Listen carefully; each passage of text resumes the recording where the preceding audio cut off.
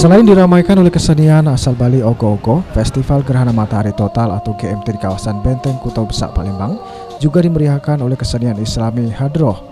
Lantunan vokalis grup Hadroh yang merdu ini memukau para pengunjung BKB.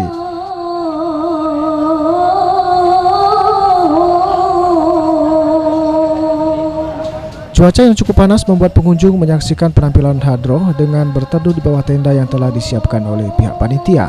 Kesenian Hadroh ini selain tampil di acara festival, biasanya juga tampil di acara pesta perkawinan, sunatan, peringatan hari-hari besar Islam, dan juga kegiatan keislaman lainnya.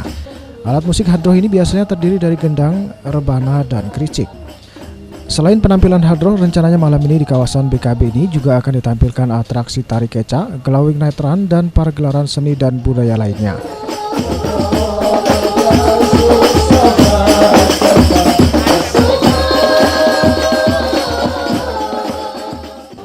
Wibisono, PAL TV.